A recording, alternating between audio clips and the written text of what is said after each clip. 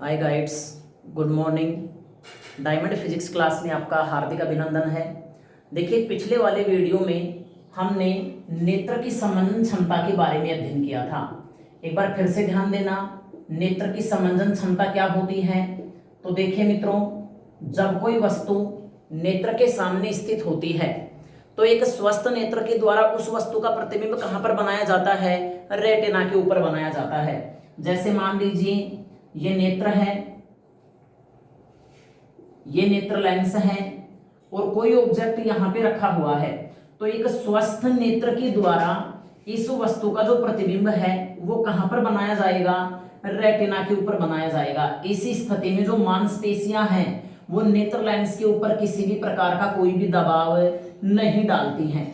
लेकिन जब वस्तु को नेत्र के समीप लाया जाता है, अगर वस्तु को हम नेत्र के समीप लेके आते हैं तो इस वस्तु का प्रतिबिंब रेटिना से परे बनना चाहिए था, परंतु ऐसा नहीं होता है, क्योंकि इस स्थिति में मांसपेशियां नेत्र लेंस के ऊपर क्या डालती हैं? दबाव डालती हैं, जिससे नेत्र लेंस क्या हो जाता है? मोटा हो जाता है। फल स्वरूप इसकी वक्रता त्रिज्या बढ़ जाती है और फोकस दूरी घट जाती है, अर्थात इसकी फोकस दूरी में स्वतः ही क्या हो जाता है? परिवर्तन।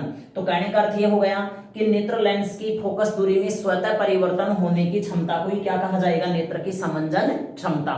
लेकिन देखिए, जब हम वस्तु को नेत्र के समीप लेके आते हैं तो ये जो मांसपेशियां हैं ये एक निश्चित दूरी तक ही दबाव डालती हैं।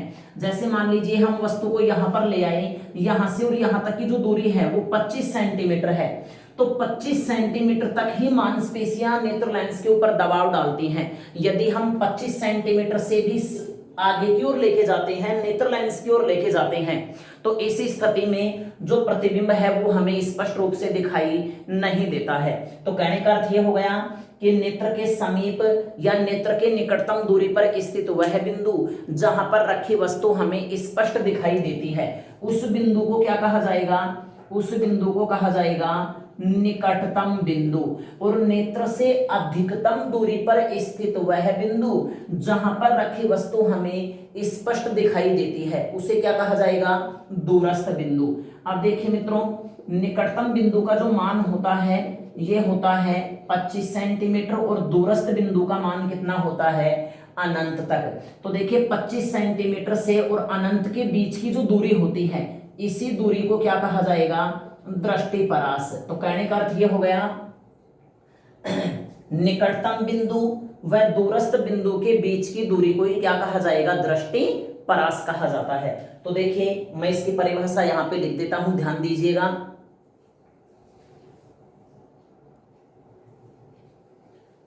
तो देखिए मित्रों, निकटतम बिंदु व दूरस्थ बिंदु के बीच की दूरी को ही क्या कहा जाता है? दृष्टिपरास या विजिबल रेंज कहा जाता है।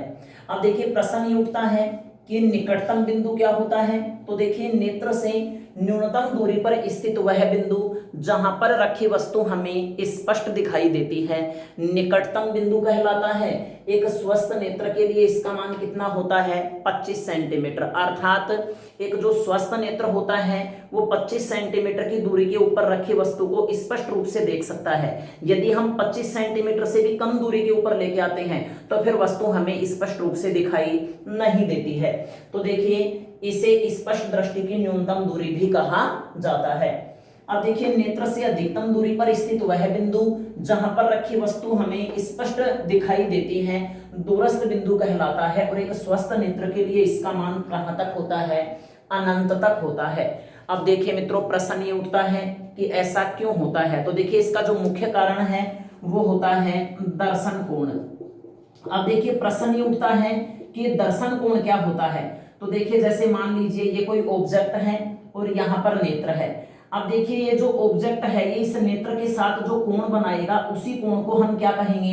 दर्शन कोण कहेंगे। और ध्यान दीजिए, जो वस्तु नेत्र के जितनी निकटतम होगी उसके दर्शन कोण का मान उतना ही अधिक होगा, और दर्शन कोण जितना बड़ा होगा वस्तु हमें उतनी ही स्पष्ट रूप से दिखाई देगी। अब देखिए, नेक्स्ट जो टॉपिक आता है, नेक्स्ट टॉपिक आता है दृष्टि दोष। इस टॉपिक को समझने से पहले यदि आपको मित्रों ये वीडियो अच्छा लगा है तो लाइक, शेयर व सब्सक्राइब अवश्य कीजिएगा। अब देखिए नेक्स्ट टॉपिक,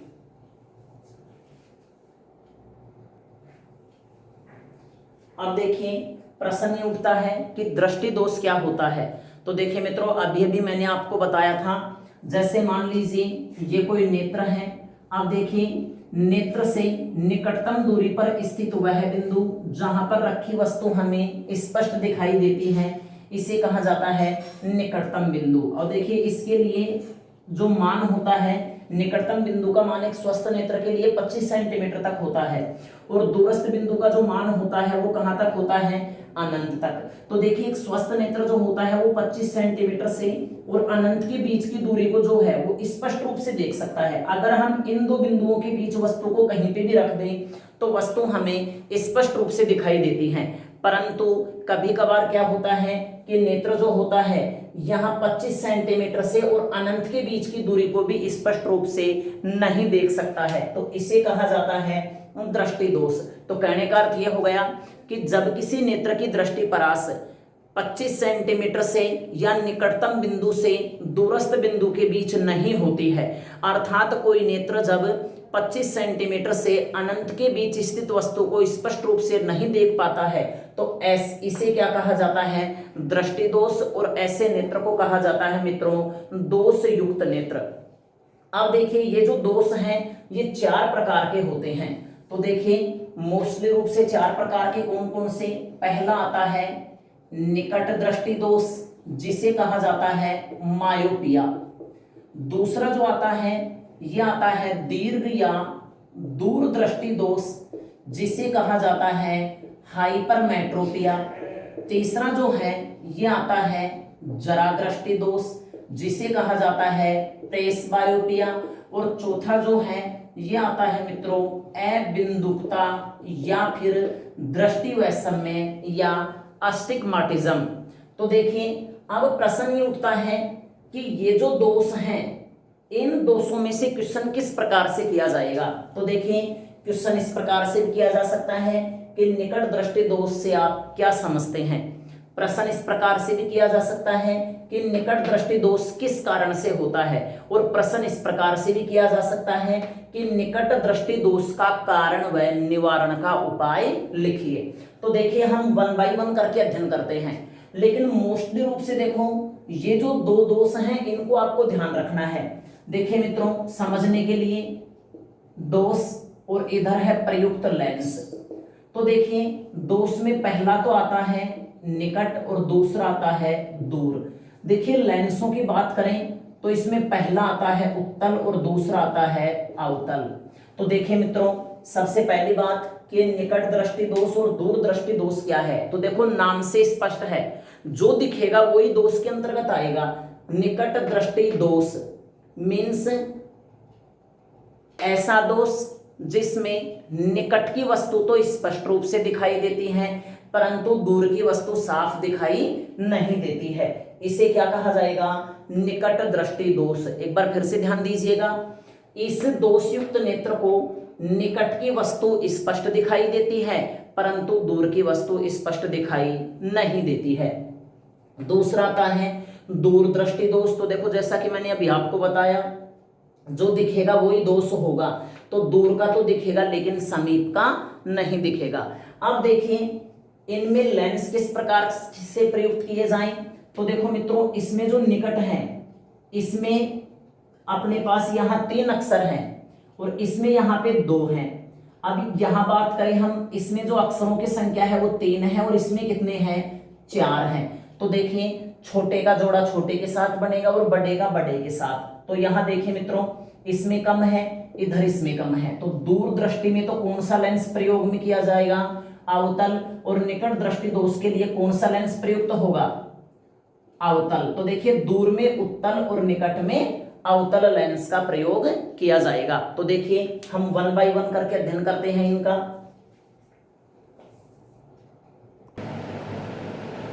तो देखिए मित्रों इस दोषयुक्त नेत्र को पास की या निकट की वस्तु स्पष्ट दिखाई देती है परंतु दूर की वस्तु स्पष्ट दिखाई नहीं देती है।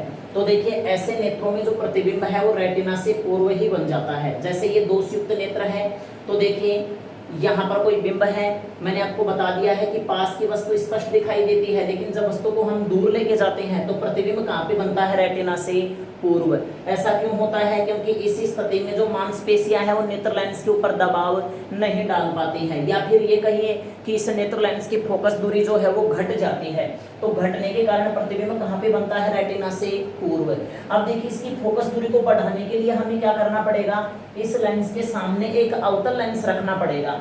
तो देखिए जब यहाँ पर अवतल लेंस रखते हैं तो ये मुखक्ष के समांतर आने वाली प्रकाश की किरणों को क्या कर देता है, दूर दूर। इससे क्या होता है, इस लेंस की फोकस दूरी बढ़ जाती है और अंततः प्रतिबिंब कहाँ पर प्राप्त होता है, रेटिना के ऊपर। तो देखिए मित्रों, इसमें या तो परिभाषा पूछेगा या फिर कारण पूछेगा या फिर इसका निवारण। तो कारण हो गया नेत्र लेंस की फोकस दूरी घट जाने के कारण, और निवारण हो गया कि इस दोष के निवारण के लिए अवतल लेंस का प्रयोग किया जाता है।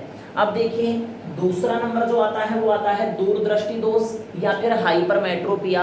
अब देखिए प्रश्न ये उठता है कि दूरदृष्टि दोष क्या होता है, तो सेम इसका अपोजिट होगा दूरदृष्टि दोष, कि इस दोषयुक्त नेत्र को दूर की वस्तु तो स्पष्ट दिखाई देगी परंतु पास की वस्तु स्पष्ट दिखाई नहीं देगी, क्योंकि जैसे वस्तु को हम समीप लेके आते हैं तो प्रतिबिंब कहाँ पर प्राप्त होता है, रेटिना से परे प्राप्त होता है।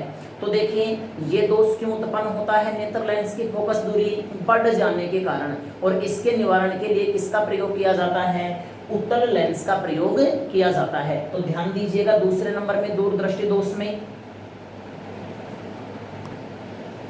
तो देखिए सेकंड हो गया दूरदृष्टि दोष या हाइपरमेट्रोपिया किसे कहेंगे।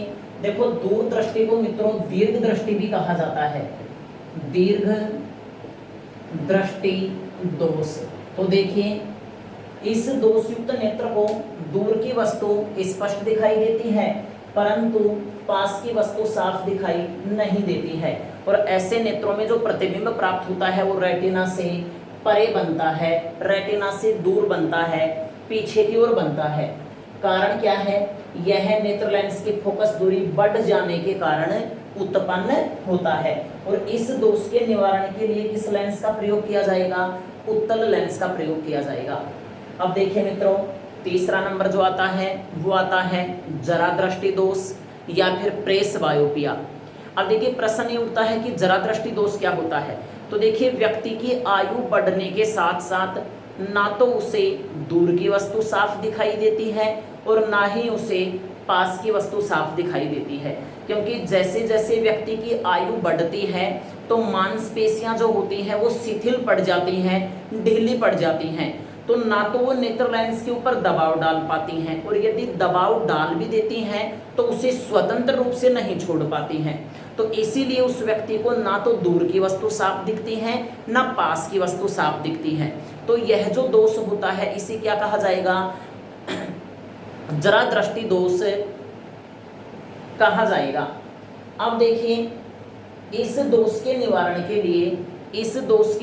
के लिए द्विफोक्सी लेंस जिसमें उत्तल भी होता है और अवतल भी होता है, यानी कि दोनों प्रकार के लेंसों का प्रयोग किया जाता है। तो ध्यान दीजिएगा यहाँ पे मैं परिभाषा लिख रहा हूँ इसकी। तो देखिए व्यक्ति की आयु बढ़ने के साथ साथ न तो उसे दूर की वस्तु स्पष्ट दिखाई देती है और न ही पास की वस्तु स्पष्ट दिखाई देती है। अब देखिए ऐसे दोष को क्या कहा जाएगा, जरा दृष्टि दोष। ऐसा क्यों होता है, क्योंकि आयु बढ़ने के साथ साथ नेत्र लेंस जिन मांसपेशियों पर टिका होता है वे मांसपेशियां शिथिल पड़ जाती हैं, तो इसी के कारण ना तो उसे दूर की वस्तु स्पष्ट दिखती है ना पास की वस्तु। तो देखिए यह जो दोष है यह नेत्र लेंस की फोकस दूरी बढ़ या घट जाने के कारण उत्पन्न होता है, और इस दोष के निवारण के लिए द्विफोक्सी यानी कि ऐसा लेंस जिसमें उत्तल और अवतल दोनों प्रकार के लेंस प्रयुक्त किए जाते हैं, इसका प्रयोग किया जाता है। अब देखिए ये लेंस चश्मों में किस प्रकार से प्रयुक्त करते हैं, जैसे मान लीजिए ये चश्मा है, तो देखिए मित्रों ये जो दोनों के दोनों लेंस हैं ये इस प्रकार से प्रयुक्त किए जाएंगे। देखो अवतल लेंस जो है ये तो इसके निचले वाले हिस्से में प्रयुक्त किया जाएगा, और ये जो उत्तल लेंस है ये ऊपरी हिस्से में प्रयुक्त किया जाता है। तो देखिए ये होते हैं द्विफोक्सी लेंस। अब देखिए इसका फाइनल जो आता है फोर्थ नंबर पे दृष्टि वैषम्य या अबिंदुकता। तो देखिए मित्रों, प्रश्न ये उठता है कि यह दृष्टि वैषम्य या अबिंदुकता क्या है, तो हम इसके बारे में अध्ययन करते हैं। तो देखिए, दृष्टि वैषम्य या अबिंदुकता क्या होता है मित्रों, ये एक विशेष प्रकार का दोष होता है। इस दोषयुक्त नेत्र को क्षैतिज एवं ऊर्ध्वाधर दूरी एक साथ दिखाई नहीं पड़ती हैं। जैसे मान लीजिए ये क्षैतिज दूरी हो गई और ये जो है ये ऊर्ध्वाधर दूरी हो गई। तो देखिए, इस दोषयुक्त नेत्र में क्या होता है, अगर व्यक्ति ऊर्ध्वाधर दूरी देखने का प्रयत्न करता है तो उसे क्षैतिज दूरी दिखाई नहीं देती है, और यदि वो क्षैतिज दूरी देखने का प्रयत्न करता है तो उसे ऊर्ध्वाधर दूरी दिखाई नहीं देती है। तो ऐसे दोष को क्या कहा जाता है, दृष्टि वैषम्य या अबिंदुकता या अस्टिग्माटिज्म।